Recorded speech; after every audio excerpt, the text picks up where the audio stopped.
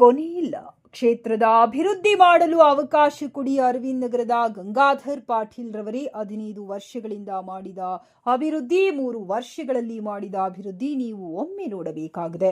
ವಿಜಯನಗರ ಕ್ಷೇತ್ರದಲ್ಲಿ ಸುಮಾರು 45 ರಸ್ತೆಗಳು, ರೈತರ ಜಮೀನುಗಳಿಗೆ ರೈತರು ಪಟ್ಟ ಕಷ್ಟ ಅಷ್ಟಿಷ್ಟಲ್ಲ. ಮೊದಲು ರೈತರಿಗೆ ಆದ್ಯತೆ, ಡಾಂಬರೀಕರಣ ರಸ್ತೆ ಮತ್ತು ಗ್ರಾವೆಲ್ ರಸ್ತೆ ಮತ್ತು ಸಿಸಿ ರಸ್ತೆ ಮಾಡಿಸಿ ರೈತರಿಗೆ ಮೊದಲು ಆದ್ಯತೆಯಾಗಿ ಕೆಲಸ ಮಾಡಿದೆ ಮತ್ತು ಸುಮಾರು 95 ರಸ್ತೆಗಳು 20 ವರ್ಷಗಳಿಂದ ಆಗದೇ ಇದ್ದ ನಗರ ಮತ್ತು ಗ್ರಾಮೀಣ ಪ್ರದೇಶಗಳಲ್ಲಿ ರಸ್ತೆಗಳಿಗೆ ಸಿಸಿ ರಸ್ತೆ ಮಂಜೂರು ಮಾಡಿಸಿದ್ದಾರೆ. ಮಾನ್ಯ ಶಾಸಕರು ಮೌನವಾಗಿಯೇ, ಪ್ರಚಾರ ಇಲ್ಲದೆ ಅತ್ಯಂತ ಯಶಸ್ವಿಯಾಗಿ ಹೆಚ್ಚು ರಸ್ತೆಗಳು ಅಭಿವೃದ್ಧಿಪಡಿಸಿದ ಕೀರ್ತಿ ಮುಂದೆ ನಿಮಗೆ ತಿಳಿಯುತ್ತದೆ. ಅರವಿಂದ್ ನಗರ ಏರಿಯಾದಲ್ಲಿ ಈಗಾಗಲೇ ಸಿಮೆಂಟ್ ರಸ್ತೆಗಳು ಮಂಜೂರು ಆಗಿ ಕಾರ್ಯ ಪೂರ್ಣಗೊಂಡಿವೆ ಮತ್ತು ಇನ್ನು ಕೆಲವು ಕಾಮಗಾರಿಗಳು ಬಾಕಿ ಇವೆ.